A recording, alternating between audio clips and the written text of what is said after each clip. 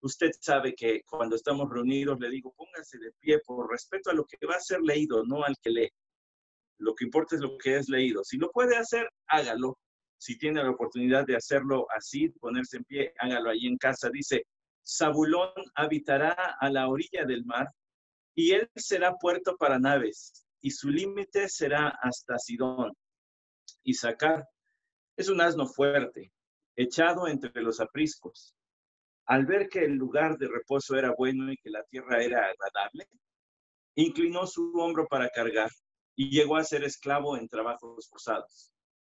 Dan juzgará a su pueblo como una de las tribus de Israel. Sea Dan serpiente junto al camino, víbora junto al sendero que muerde los jarretes del caballo, y cae su jinete hacia atrás. Tu salvación espero, oh Señor.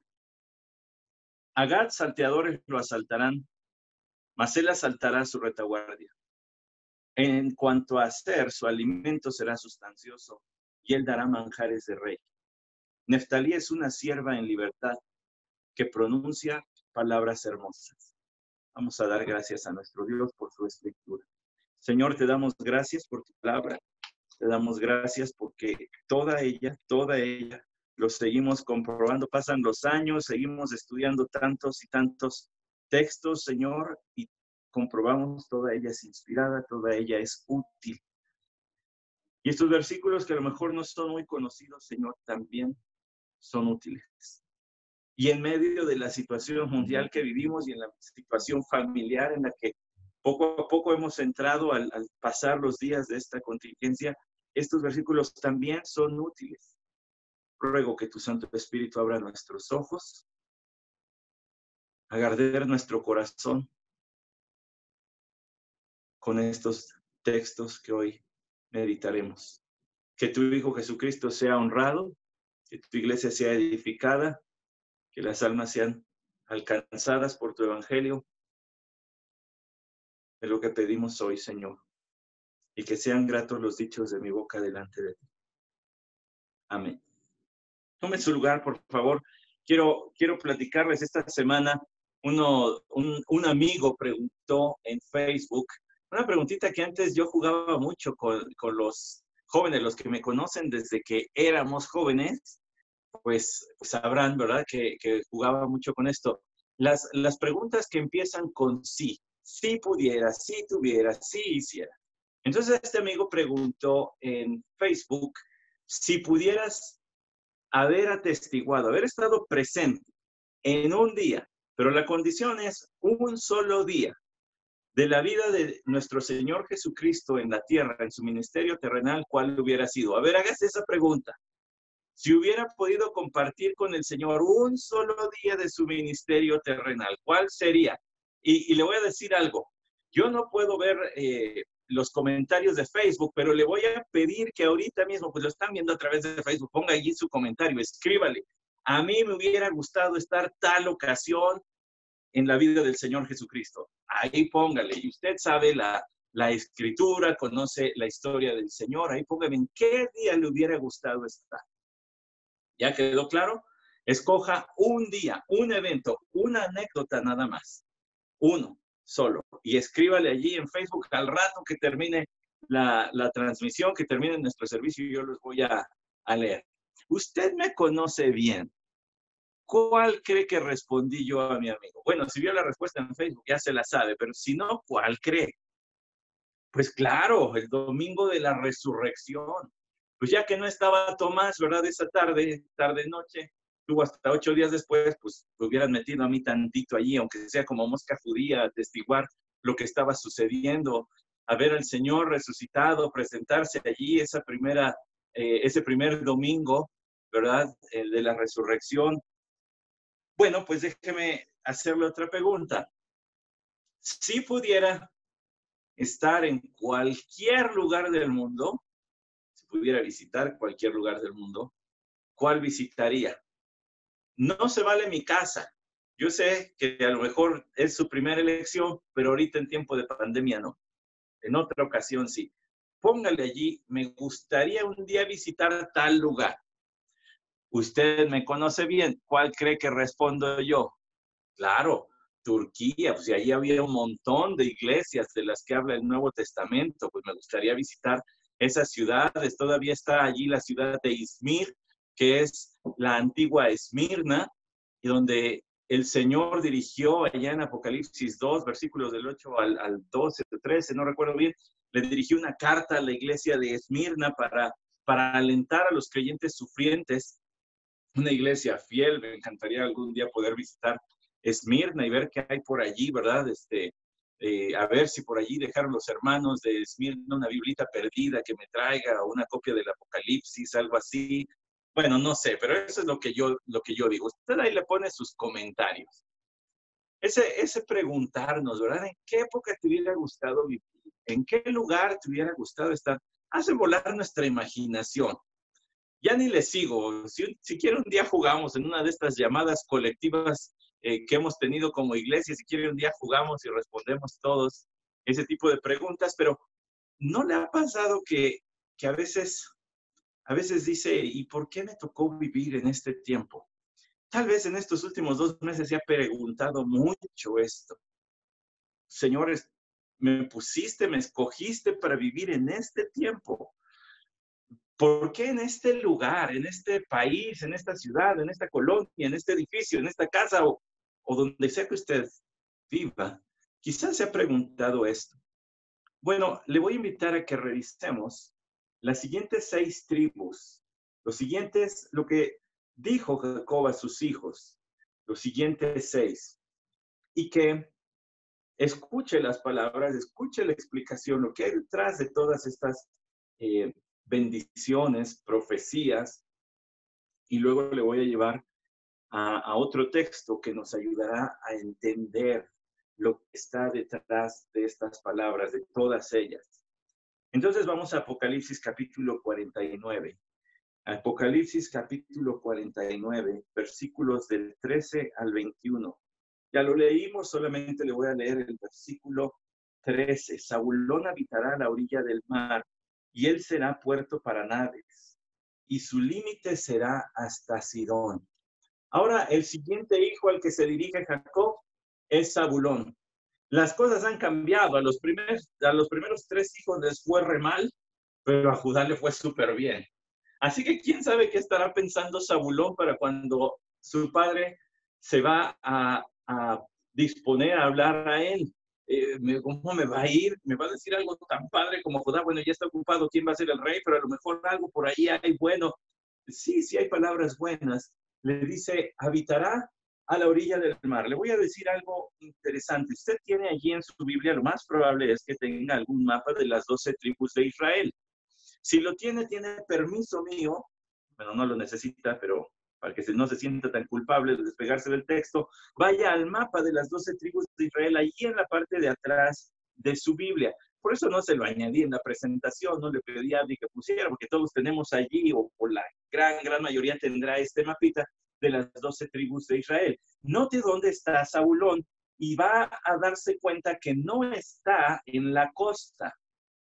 No está en la costa. En la costa está Aser, en la costa está Manasés, pero Zabulón está un poco metido tierra adentro, al este del mar. Bueno, ¿por qué entonces dice allí habitará a la orilla del mar? Me gusta más la explicación del pastor Montgomery Boyce, quien decía, lo que pasa es que el hebreo allí puede ser traducido de diferentes maneras, y puede ser traducido habitará en el mar, o puede ser traducido habitará por el mar, o ser traducido habitará hacia el mar. Lo más probable es que aquí debiese ser entendido habitará hacia el mar, o sea, del centro de la tierra prometida está cargadito hacia el oeste, hacia el mar, pero el mapa no nos deja decir otra cosa. No puede ser en la orilla del mar. Ahora, la cuestión con esto es que entonces esto habla de algo de riqueza y algo de productividad. Le voy a decir por qué. Porque no estaba en el mar, pero tendría acceso fácil. Usted y yo lo hemos visto cuando hemos tenido oportunidad, si usted la ha tenido, espero que sí, de viajar en carretera hacia alguna playa de nuestro país. Entonces, en la playa, pues hay mucho turismo, ¿verdad? Hay mucho restaurante, hay muchos hoteles, hay mucho entretenimiento y muchas cosas que traen una derrama económica importante. Pero a las ciudades y pueblos que no están en la costa propiamente, pero que están mar adentro, tierra adentro, disculpe, de todas maneras, hay mucho que hacer porque todos los viajeros pues van parando, ¿verdad? Y tienen necesidad de comida y tienen necesidad de sanitarios. Entonces hay industria. Bueno, lo que le dice a Israel a Zabulón es que él no iba a estar en la orilla del mar, pero dice será puerto para naves. De todas maneras, se va a ver beneficiado de todo el comercio marítimo. Su límite sería hasta Sidón. Allí, por el territorio de Zabulón pasaba la vía Maris, donde había mucho viaje hacia la costa, de ida y de vuelta. Entonces, sería una tribu rica que se enriquecería por el comercio marítimo. Esas son las palabras a Zabulón. Qué curioso que Dios le haya dado a esta tribu en especial una ubicación tan particular que sería para su beneficio económico. Miren las palabras ahora a la tribu de Isaacar, versículo 14. Isaacar es un asno fuerte, echado entre los apriscos. Al ver que el lugar de reposo era bueno y que la tierra era agradable, inclinó su hombro para cargar y llegó a ser esclavo en trabajos forzados. Tiene que desprenderse un poquito de la mentalidad mexicana al leer esto. Porque si usted lee esto con mentalidad mexicana, a nadie le gusta que le digan asno, ¿verdad? El asno en la cultura mexicana, pues es un animalito terco y además así se insulta a las personas diciéndoles que no son muy inteligentes.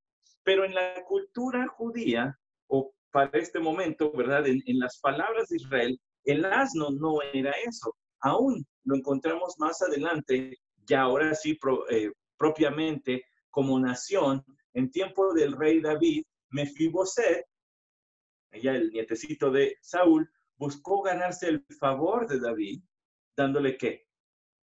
Pues un grupo de asnos. ¿Por qué? Porque el asno era considerado un animal muy valioso, muy valioso. Era un animal de carga, era un animal de arrastre, es decir, no solamente se le ponía peso encima, sino que además jala fuerte. Era un animal, y es un animal muy noble. Entonces, darle de regalo a una persona, a un asno, sería algo así como darle una buena máquina.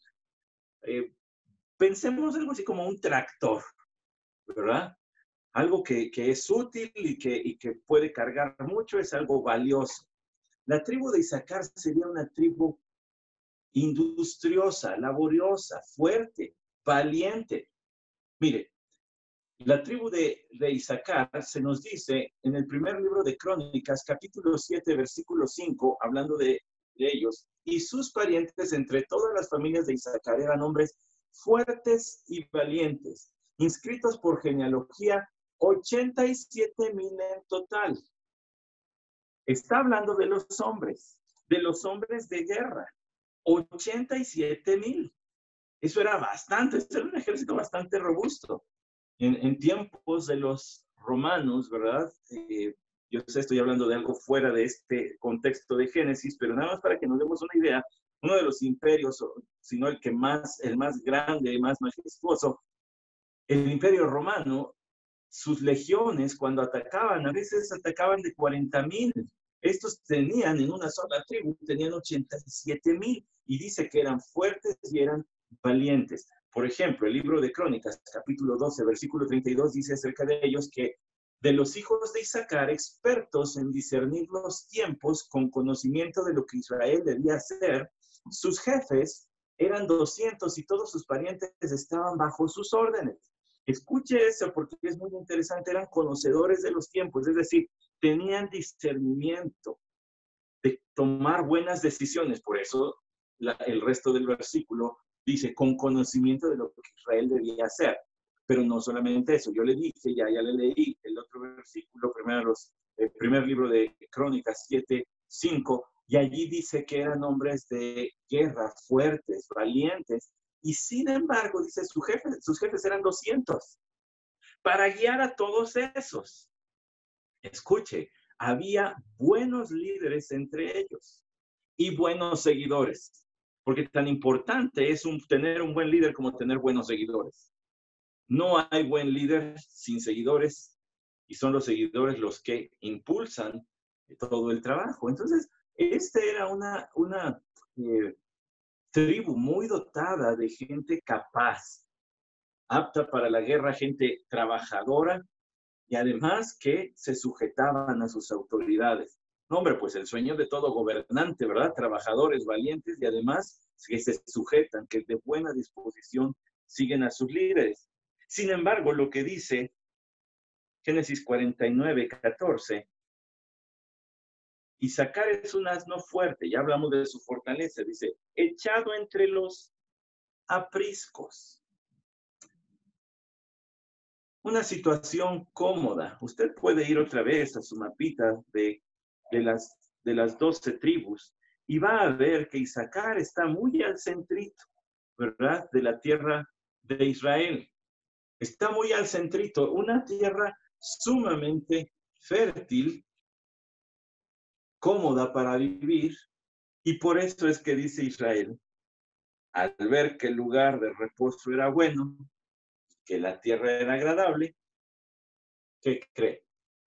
Se establecieron y ya no buscaron más, ya no hicieron más, se quedaron en su comodidad y por eso dice, inclinó su hombro para cargar y llegó a ser esclavo en trabajos forzados. Estaba profetizando Israel. Dios estaba enviando un mensaje a esta tribu. Llegaría el momento en que a pesar de que Dios les bendijo con gente muy capaz, les ganaría la pereza.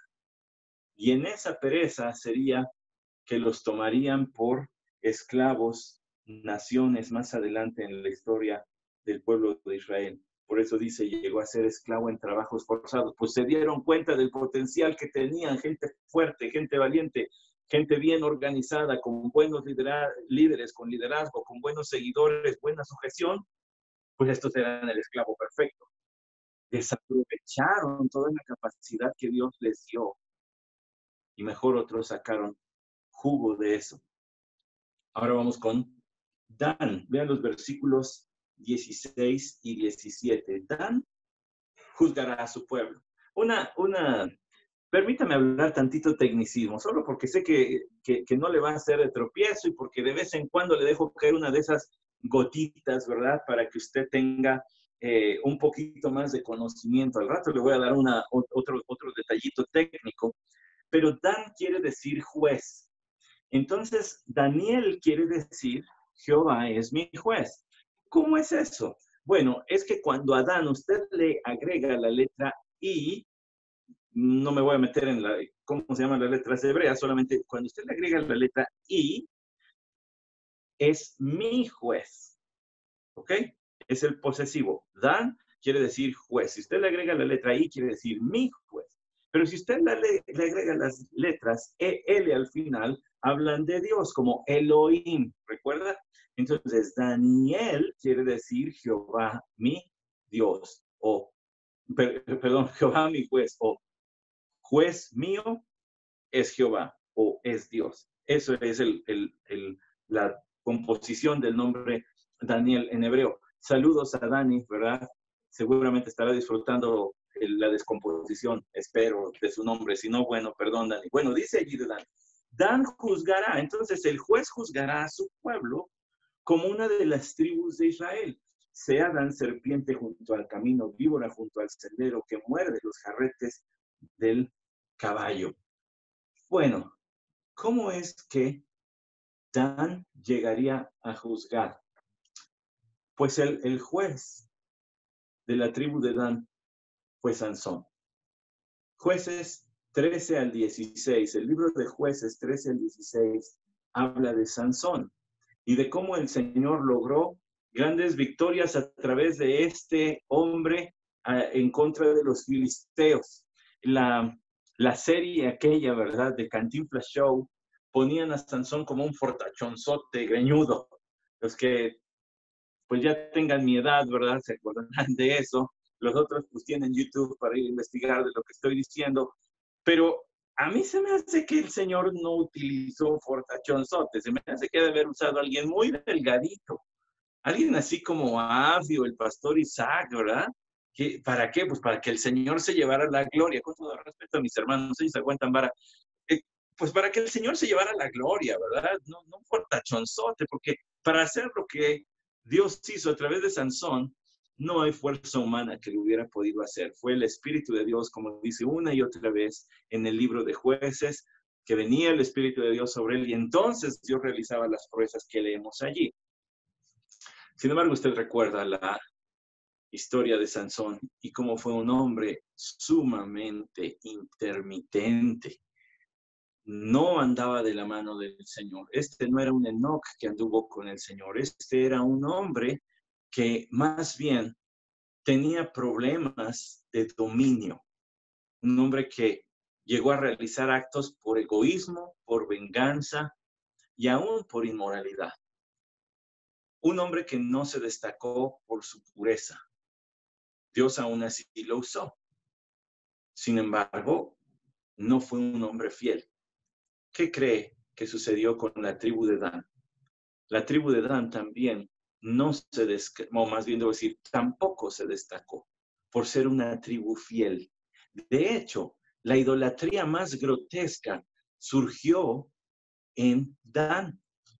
¿Por qué? Bueno, vea el primer libro de Reyes, capítulo 12, versículos del 28 al 30, dice, y el rey tomó consejo, hizo 2 becerros de oro, y dijo al pueblo, es mucho para vosotros subir a Jerusalén, aquí vuestros dioses, oh Israel, los cuales te hicieron subir de la tierra de Egipto. ¿No le parecen palabras de Aarón cuando hicieron el becerro de oro? Aquí está el Dios que nos hizo salir de Egipto. Bueno, dice, puso uno en Betel y el otro en Dan, y esto fue motivo de pecado porque el pueblo iba aún hasta Dan a adorar delante de uno de ellos. Vean dónde está la tribu de Dan allí en su mapita. Usted va a darse cuenta que Dan está allí juntito de Efraín, abajito de Manasés, por encima de Judá. Entonces ya no se reunían en el tabernáculo a adorar al Señor, ahora tenían un ídolo al cual iban a adorar en otro sitio. ¿Por qué el Señor nunca quiso tener 2 sitios? Porque eso daría la impresión de que en realidad hay más de un Dios. Por eso tenían un solo lugar, primero el tabernáculo, luego el templo. Claro, a la venida del Espíritu Santo ya no hay un espacio físico, ahora nosotros somos el templo del Espíritu Santo. La iglesia no ha desaparecido, solamente está reunida hoy en sus casas. Los lugares que usamos son simples construcciones. El templo somos nosotros, el santuario somos nosotros. Bueno, en el caso de Dan, ellos fueron una tribu que trajo tropiezo al pueblo de Israel. El segundo libro de Reyes habla de lo mismo. Sin embargo, en cuanto a los pecados que Jeroboam, hijo de Nabat, hizo pecar a Israel, Jehú no se apartó de estos, o sea, de los becerros de oro que estaban en Betel y en Dan. Ahí seguían estos becerros de oro. Es interesante, hermanos, pero la tribu de Dan no aparece en el recuento de las tribus del primer libro de Crónicas, capítulo 7. Y le voy a decir algo todavía, pues estremecedor. Si va a Apocalipsis, capítulo 7 también, allá donde se habla ya en los tiempos finales de los 144,000 judíos que serán marcados por el Señor para ser evangelistas en tiempo de la tribulación y gran tribulación, dice allí que habría 12,000, habrá más bien 12,000 de cada tribu, pero no se menciona la tribu de Dan. La tribu juez, la tribu que debía traer justicia, impartir justicia conforme a la ley que Dios les iba a dar, aunque tenían a los levitas, eso no está en discusión, pero que iba a tener un lugar importante para la justicia. La tribu fue juzgada y ni siquiera aparece después. Tremendas las palabras del Señor, ¿no cree? Claro, hay otras 16 por lo menos genealogías donde sí aparecen, pero ahí al final no se les cuenta y probablemente sea por la gran idolatría que hubo en ellos. Mire las palabras del profeta Amós en Amós capítulo 8, versículo 14, los que juran por el pecado de Samaria y dicen, viva tu Dios, oh Dan, allí no se está refiriendo a Dios Jehová, sino viva tu ídolo, al ídolo que adoran. Dice, y viva el camino de Beerseba, caerán y nunca más se levantarán.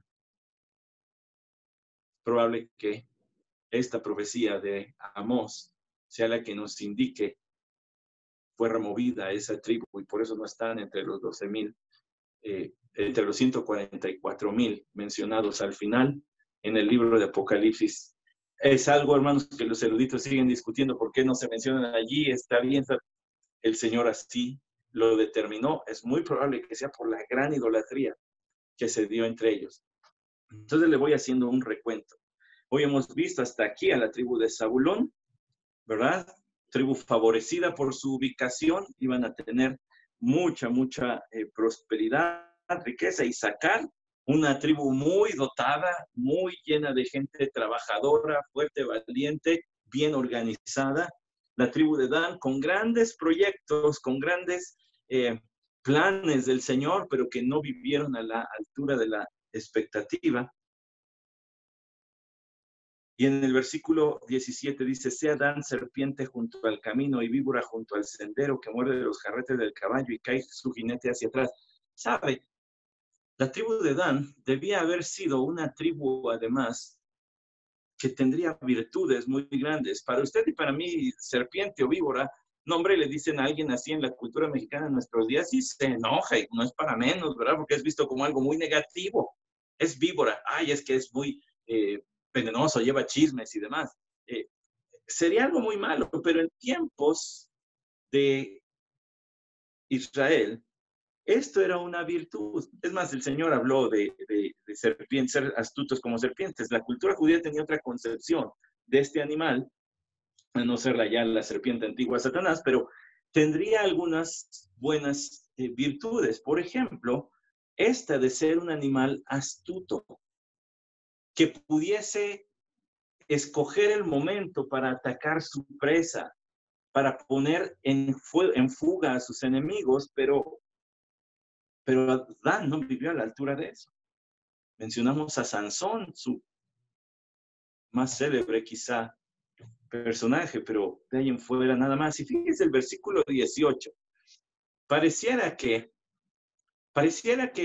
a Israel o le fue dada entendimiento de lo que esperaba esta tribu, o en su convalecencia, ya moribundo, Israel clamó al Señor. Le voy a explicarlo primero. Tras hablar de la tribu de Dan y de los altos planes que el Señor tenía para ellos, quizá es probable que el Señor le haya mostrado también a Israel que no vivirían a la altura de ellos y por eso Él dijera, tu salvación espero, Señor.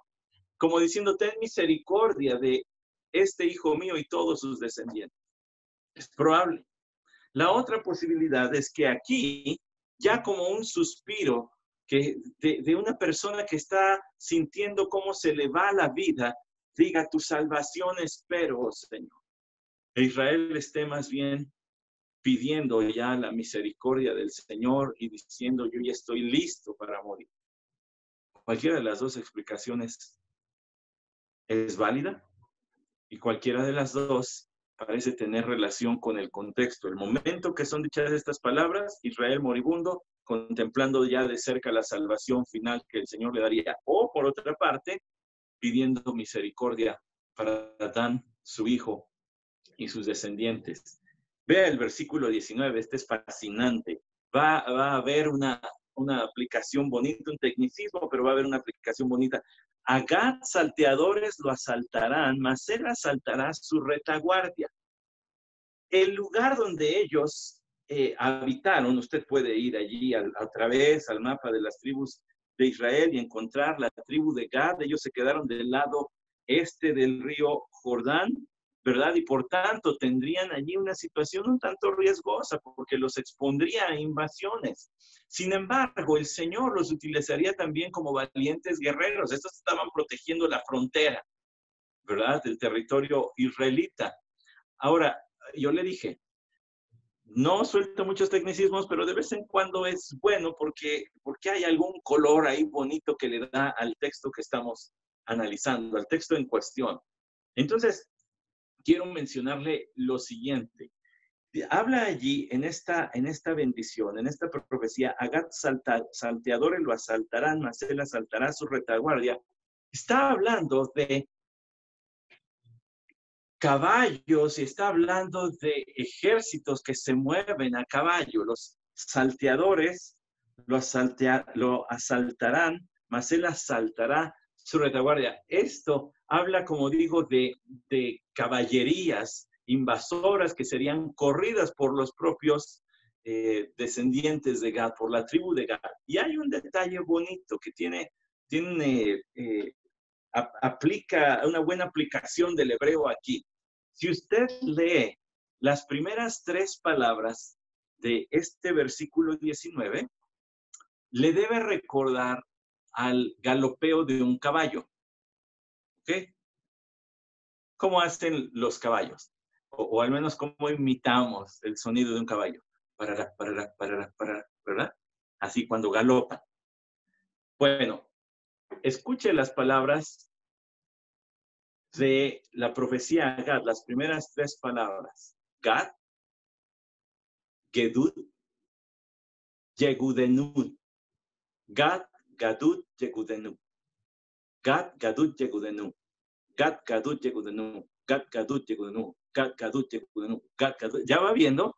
Entonces, la idea allí es muy bonita porque hasta las palabras deberían recordarles el movimiento y el galopeo de los caballos. Estos serían gente que pondría ejércitos en fuga. Dice, mas él asaltará su retaguardia, o sea, ya los verá irse. La retaguardia es la parte de atrás, entonces él ya los vería de espaldas porque los va a poner en fuga.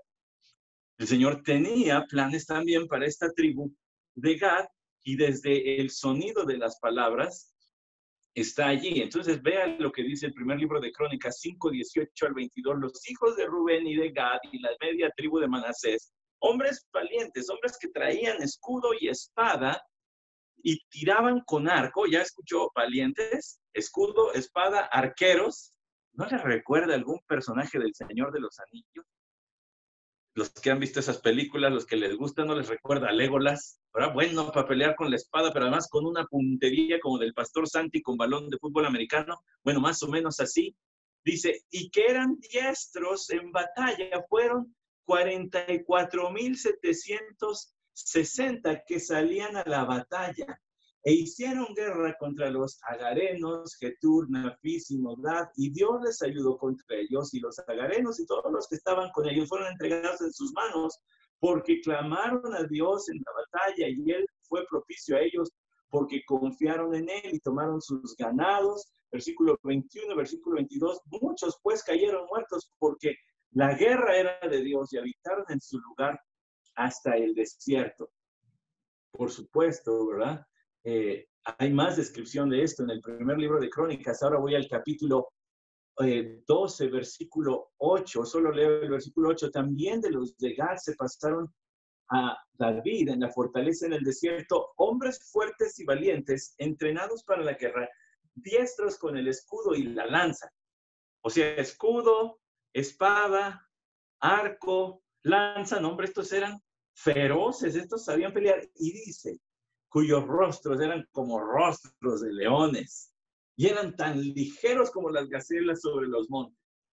Entonces eran rápidos a la hora de atacar, valientes, sus rostros eran fuertes como el de un león, ¿verdad? Intimidante.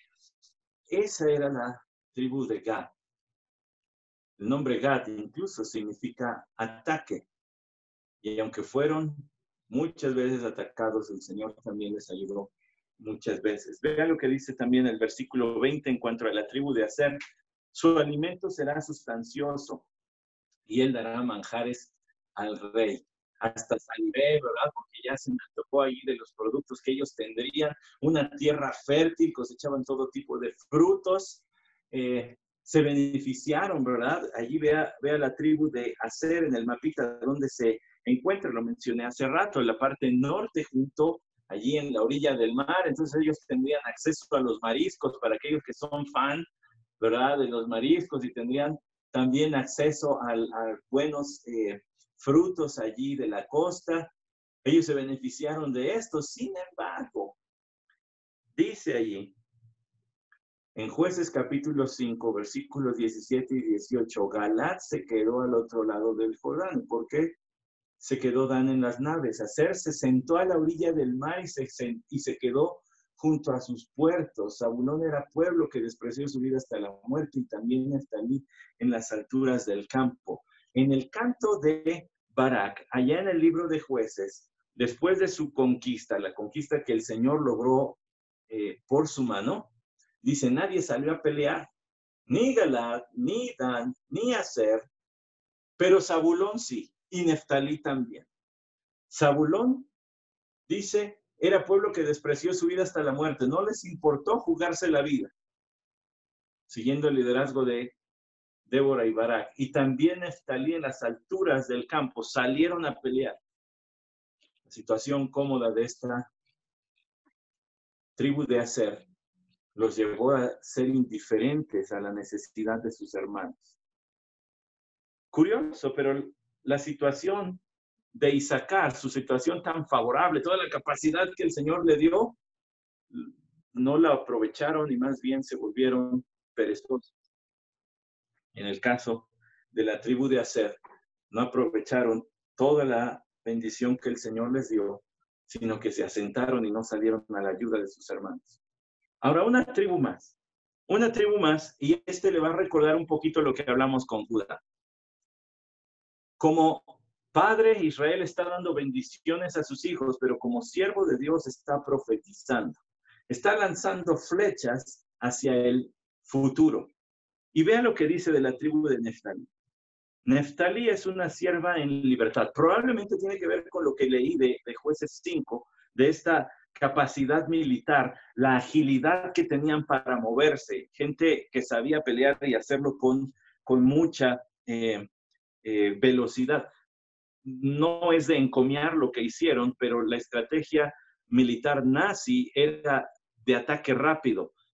Dicen, no dejaban ni respirar, atacaban mucho y de manera continua. A veces por 72 horas había bombardeos sobre las ciudades que iban conquistando y avasallaban, arrasaban con todo. Repito, no estoy de acuerdo en lo que hicieron, solamente estoy diciendo que su estrategia militar era la velocidad. Bueno, la estrategia militar de Neftalí era velocidad, pero escuche la segunda parte de esta profecía a Neftalí, por favor. Lea allí lo que dice el capítulo 49, en el versículo 21, la segunda parte, que pronuncia palabras hermosas.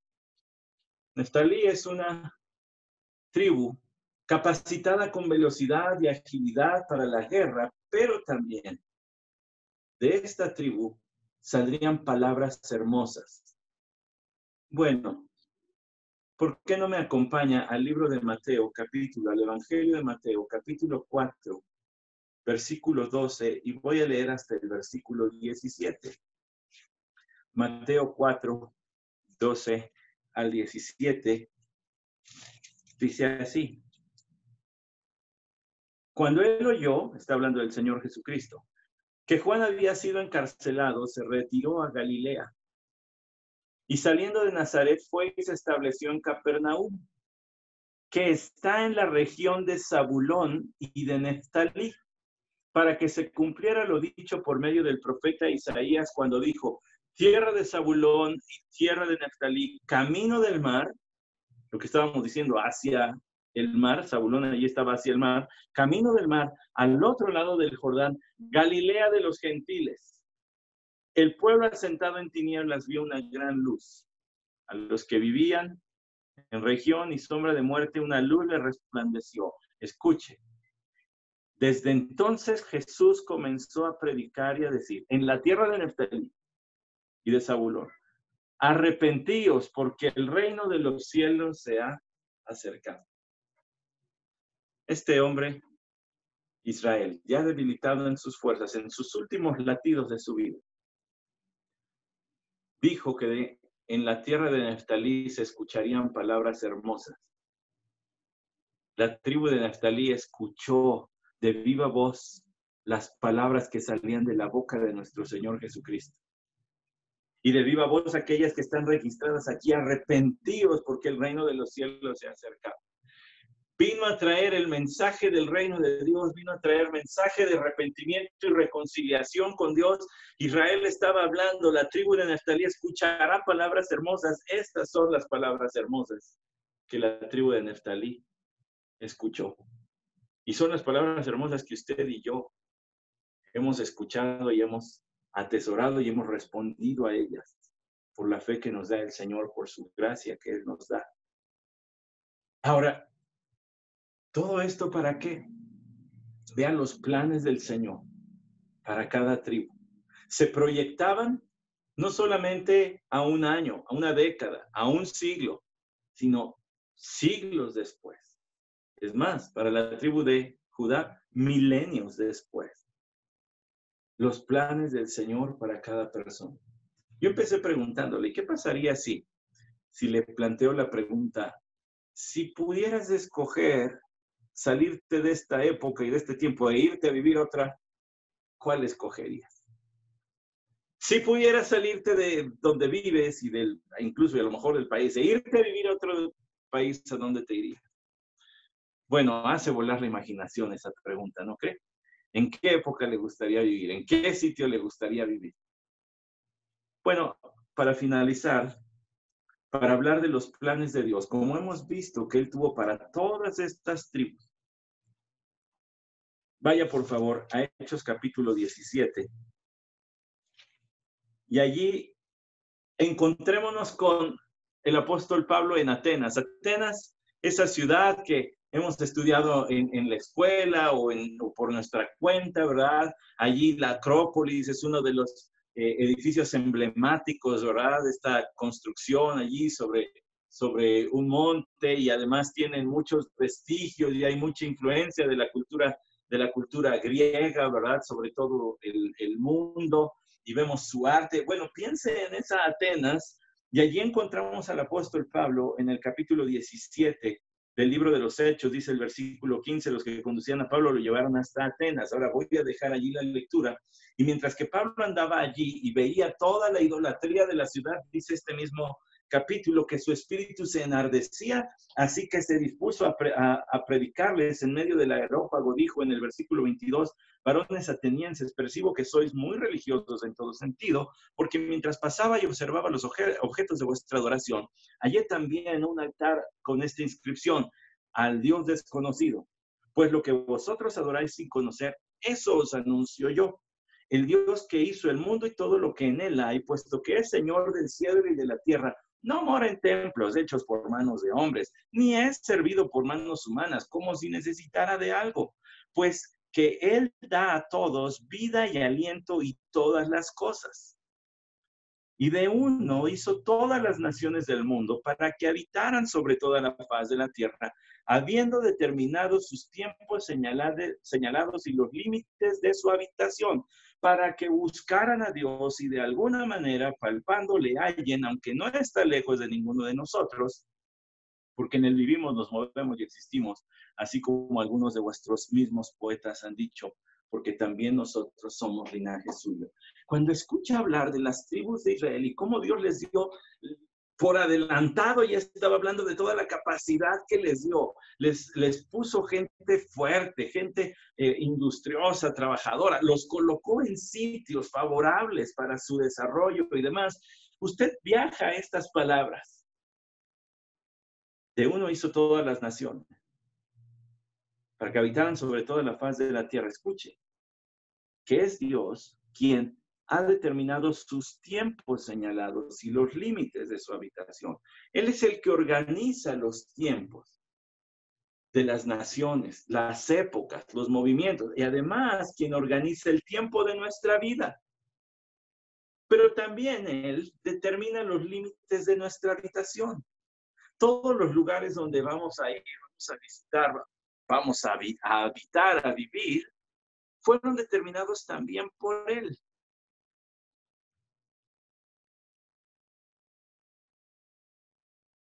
para que buscaran a Dios. Dice el versículo 27 de Hechos. Para que busquen a Dios. Es fácil en nuestros días cuestionarnos ¿por qué? ¿Por qué vivo en esta época? ¿Por qué no en una época sin tantas complejidades sociales, políticas, económicas, sanitarias ahora encima de todo esto? Es fácil preguntarnos, ¿por qué aquí y no en otro lado? Usted ha visto las fotos, ¿verdad? Por allí salió un meme y dice, el rico, el famoso diciéndote que te quedes en casa. Y luego ponen su casa y tiene cancha de tenis, de básquetbol, alberca, jardines, un montón de cuartos. Bueno, es fácil preguntarse, ¿y por qué yo no estoy viviendo la cuarentena así? Dios diseñó todos nuestros límites de nuestras habitaciones, los lugares donde vamos a ir, donde vamos a habitar, donde vamos a hacer hogar. Dios diseñó el tiempo donde habríamos de vivir, las épocas, los gobiernos, todo lo que sucede. Dios lo diseñó con un propósito en mente para que le busques. Todo está diseñado para llevarte a Él. Por eso nadie va a tener excusa cuando nos presentemos delante de Él. Y que yo no supe, a mí no me dijeron. Si toda la creación, dice el Salmo 19, dice Romanos 1, toda ella habla de Dios. Un día emite palabra a otro día y una noche a otra declara sabiduría. Toda ella nos dice de Dios, los cielos cuentan la gloria de Dios. Si nos dice también que su poder y su divinidad son conocidos por medio de las cosas creadas, aún el tiempo, la época y el lugar donde naciste, Dios lo diseñó para que le busques. Aquellas tribus les dio su lugar, les dio su tiempo, les dio sus capacidades y ahí hay otra que llega a nosotros. Dios te ha dado capacidades, talentos, habilidades para que le busques, para que le sirvas, para que, como vimos con algunas de estas tribus, fue por la mano del Señor que ellos lograban conquistar. No fue porque los haya hecho buenos guerreros, sino porque Él les ayudaba. Dios te ha dado muchas habilidades para servirse de ellas y proveerte de lo que necesitas. Por ejemplo, tus habilidades en el trabajo, tus habilidades en tus oficios. Dios te ha dado eso. En primer lugar, para que le busque. En segundo lugar, para servirse de ellas a proveerte y a darte de todo lo que necesitas. Y lo que engloba todo esto es para que Él se lleve la gloria, para que Él sea reconocido. Miles de años después, estamos hablando de las palabras de un viejecito, un ancianito, a sus hijos, porque eran palabras del Señor a través de Él. Ya muy mermado en sus fuerzas. Este ya no era el Jacob, aquel Israel astuto que el Señor usó para multiplicarle su riqueza allá en tierra de su tío suegro. Este era Jacob ya con sus fuerzas disminuidas y aún así Dios lo usó. Dios te ha dado fuerzas todavía hasta el día de hoy para usarte si es que ya eres una persona mayor. Si eres una persona en plenitud, en madurez, de fuerza, Dios te ha dado todas esas capacidades para proveerte y para usarlas para su gloria. Si eres joven, adolescente, niño, y estás descubriendo todo lo que el Señor ha puesto en ti para su gloria, para usarte, no lo eches a tierra como algunas de estas tribus. Dios tenía grandes planes, pero ellos no hicieron uso de lo que Dios les permitió. Mal usaron sus tierras, mal usaron sus épocas, mal usaron sus habilidades. Busca al Señor, sírvele con tus habilidades y además, en todo, dale gloria. Y todo lo que hagáis de palabra o de hecho, hacedlo todo para la gloria del Señor. Escribió el apóstol Pablo a los Corintios. De nada servirá preguntarnos, ¿y si yo viviera? ¿Y si yo estuviera? ¿Estás donde Dios quiere que estés? Aprovechalo. Y que el Señor nos use para su gloria. Padre, te damos las gracias por tu escritura. Te damos gracias porque nos emociona, Señor, leer cómo tú tienes control absoluto. Lo dijiste a través de tu siervo Jacob, hablaste del futuro de sus hijos y de sus descendientes. Porque tú tienes control, Señor, de todo lo que sucede. Y lo has diseñado con los propósitos que hemos dicho. Gracias, Padre, por ser un Dios al que no se le escapa nada. Y que aprovechemos este tiempo para buscar, para servirte con todo lo que nos has dado, nuestras habilidades. Y Señor, que a ti sea la gloria de nuestras vidas siempre. Amén.